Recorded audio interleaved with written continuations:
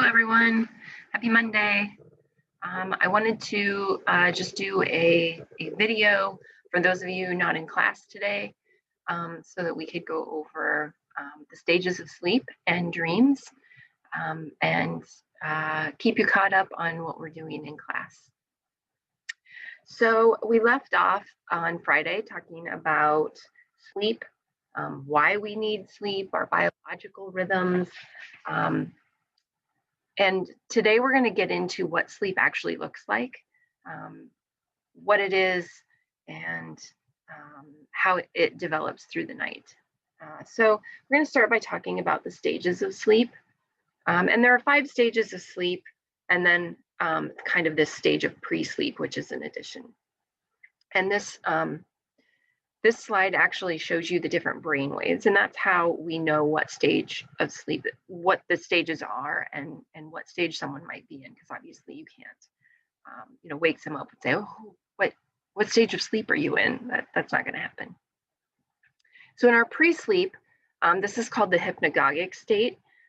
This is the state kind of between wakefulness and sleep. You're still technically awake at this time. Sorry for my yawn, I am apparently not technically awake right now. So you can see like the brain waves move from that orange beta wave to the yellow alpha wave, where you're still physically and mentally relaxed. And so these are the different waves that you're gonna work through. So pre-sleep, you're kind of starting to get very relaxed, and then you move into stage 1, which is our lightest stage of sleep. Stage 1 sleep, our brain waves move from alpha to theta waves, which if you go back, you can see theta is way down here in the blue. So we're going to go through yellow. It's going to kind of, again, slow down to these theta waves.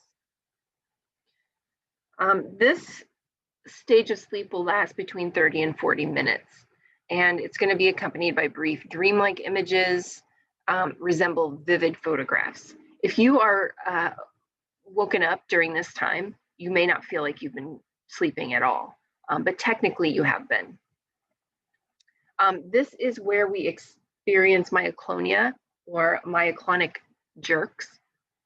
We've all probably experienced this. This is when an abrupt movement, the sleeper feels like they're falling, you're stepping down or you're falling, and your entire body kind of jerks like you're going to catch yourself. It has a term, and it usually happens during this lightest stage of sleep. So we work through the next stages. Stage 2, we are still in those theta waves with what are called sleep spindles. And sleep spindles are where you kind of see these very kind of waving waves, and then all of a sudden you'll see one that will hop up. That is a sleep spindle. We have a brief increase in wave frequency during that stage 2. Stage 3, stage 2 is also our muscle activity decreases, and we really lose all sense of consciousness of our environment. We're not really aware at that point. You're deep sleeping. If someone were to wake you at that time, you would have known you were asleep. Stages 3 and 4 are very hard to differentiate. This is deep sleep. This is the deepest sleep that you're going to be in. The only difference is the frequency of the delta waves. So it's like the delta waves are below 50% of the time, then it's a stage 3. If it's above 50% of the time, it's a stage 4. Then we get into stage 5, REM sleep, which REM stands for rapid eye movement. And chances are a lot of you have heard of this before. Rapid eye movement sleep, we actually kind of cycle back. So you're almost back to that stage 1. It's a light sleep, actually. You're breathing irregularly, your blood pressure rises, your heart beats faster, your eyes move rapidly. And this is where oftentimes we dream. Not that you can't dream in the other stages, but this is the most often time that you dream. So if you're woken during the REM sleep, that's when you tend to remember your dreams more often. From REM sleep, you either wake up, or if you don't wake up, then you start to cycle back through the stages again. And we cycle through these stages probably 5 times a night. And every cycle lasts somewhere between 90 to 100 minutes. So what's our brain doing during this time? Well, we have these neurotransmitters that are activating during our sleep cycles. Serotonin, norepinephrine, acetylcholine. Those are the 3 big, most important neurotransmitters during that time. So we have neurotransmitters sent from the reticular formation in the forebrain, which is kind of deep within our brain. And then the more frequent, the neurotransmitters are sending those messages, that the lighter sleep we have, the fewer neurotransmitters, the deeper sleep. So when we talk about sleep, we often have to talk about dreaming. People have a lot of questions about dreams. People that dream a lot or remember their dreams, or even occasionally remember their dreams, sometimes our dreams can be really strange and really disturbing almost. Whereas people that don't dream at all, I think sometimes are fascinated with, why do other people dream and why do I not remember my dreams? And when I say when people don't dream at all, everybody dreams. People either remember their dreams or they don't. So this occurs, like I said, during REM sleep. Interesting fact, people dream in real time. So if you are dreaming that you are running and your dream lasts for 5 minutes, then in real time, 5 minutes has passed. I just thought that was kind of an interesting little fact that things happen in real time. Now, your dream may stop and then you may start up somewhere else and it may still continue with your story, but the actual dream happens in real time. But so many people cannot remember their dreams. I'm sure there's at least one person in this class that can't. So why not? Why can't you remember your dreams? Well, people struggle to hold on to information from one state of consciousness to the next. That's why oftentimes if someone is under the influence of drugs or alcohol, they do things, they can't remember those things, or they can't remember them clearly when they are sober, because they're in a different state of consciousness during that time. So what do they mean? What do dreams mean? Do they mean anything at all? And I think it's important to say there's a school of thought that dreams don't mean anything at all. They're meaningless. Some people believe that they're just our neurotransmitters firing randomly about things a lot of times that we've seen during the day or that have crossed our mind during the day. And then our mind, because it's our brain, tries to put those things together in a story and it tries to make sense of them. And that's why sometimes our dreams don't make a lot of sense. They're kind of strange. So let's go back to Freud. Sigmund Freud, he was a big proponent of dream interpretation. He felt dreams were very meaningful. And remember when we talked about that iceberg and we talked about the unconscious, those things that we repress, those things that we don't want to think about because they're too painful. Freud says this is where they come out in our dreams, when we're not able to necessarily admit to these things we're feeling. We can during our dreaming time. So Freud believed dreams are symbolic. They give people a way to deal with painful material that they can't deal with consciously. And so this is his idea of dream content.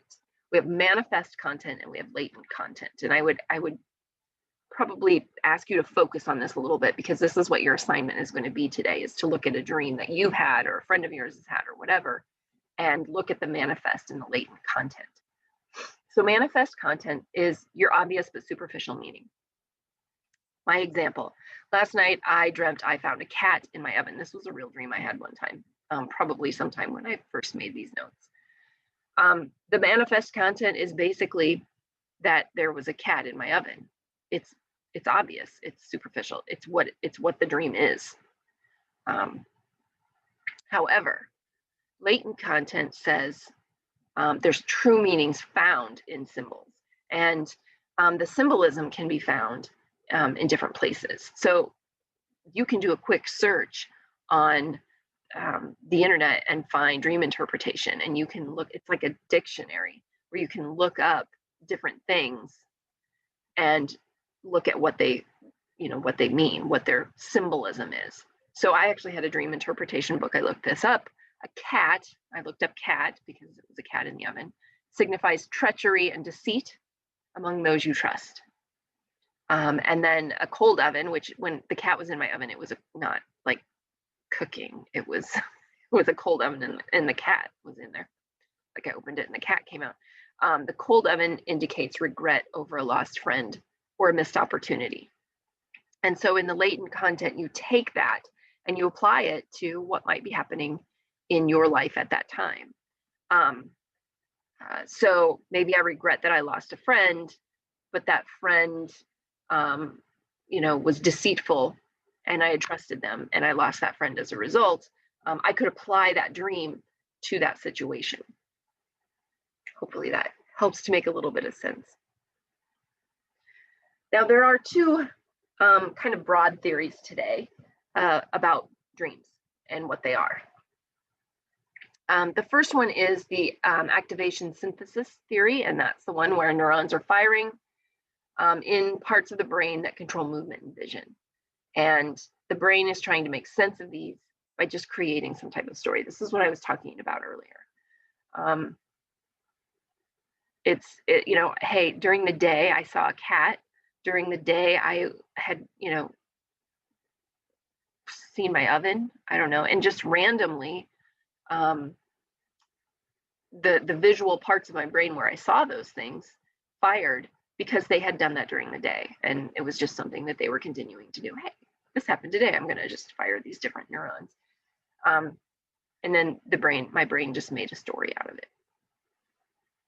I would think along that theory, people who are more creative might have more vivid dreams. And then the last theory is the cognitive theory. And this one is that dreams are just unconscious thinking. You think sometimes about how your mind wanders during the day. Your mind wanders and maybe you think of some really bizarre things. If you've ever done that, like, oh, why did I think of that? That was really weird. Maybe our brain does this while we think, or while we sleep as well. So these are dramatizations of general life concerns, just like your awake mind wandering. So oddly enough, going back to my dream, I think about cats a lot. I don't have a cat. I can't have a cat. My husband's allergic, and I'm a cat person. So, maybe it's just my mind thinking, hey, I wish I had a cat. It would be funny. It'd be funny if, like you went to get in the oven and a cat was in there. Like, okay, now waking, I probably wouldn't think that, but who knows what my asleep brain is going to think. So those are the theories of dreams. So for your assignment, what I want you to do is think of a dream you might have had.